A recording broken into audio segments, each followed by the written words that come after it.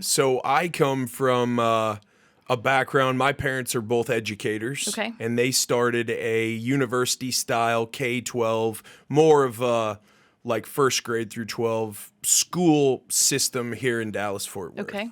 And I can't understand why in a state like Texas, if I want to put my kids in private school, why I have to pay property taxes that go Yeah. toward government-funded schools and pay for the private schooling, or if I want to homeschool myself, why isn't there why aren't there more eyes on that issue? So, and I'll give you a chance to answer, but like Okay. in Australia, you get a voucher, and you can spend that voucher. You send them to a state-run school, you send them to a private school, or if you can prove that you are homeschooling, then that voucher goes wherever to pay Sure. the teachers at each. I just don't think that's fair. And as you will probably expound upon, our education system, even in the great state, isn't doing what it needs to be No, doing. I think we're ranked 48th out of 50 in terms of educational performance in Texas. You will be happy to know that in the 88th legislative session that choice schools, charter schools, and kind of opening it up to vouchers and what have you is something that they're seriously considering. So we may actually see some bills passed to allow for school choice this session.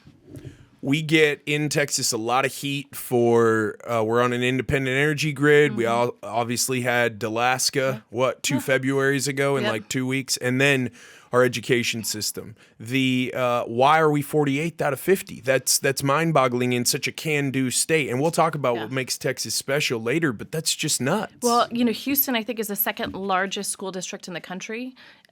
Dallas is the second largest school district in the state.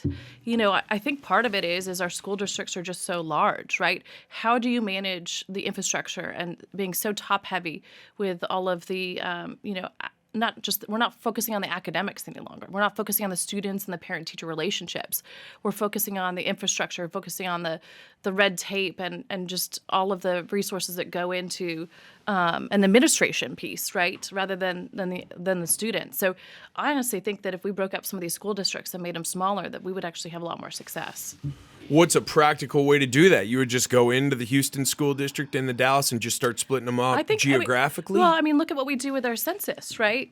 We just came out of, we just redrew all of our boundaries, right, for national seats, so our Senate seat, our congressional seat, all the way down to city council seats. So, that's certainly something that we can do and look at potentially. And I don't know the cost impact. This is something you'd really have to get in the weeds on. But you could do something like that every, 10, 20, 25 years. Look at the makeup, the demographics, the population. There's a lot of growth in Texas, right? So we need to look at how we manage the growth and where those are centralized and the resources, right? Because school districts in rural areas may not be getting as much resources as some of the urban areas.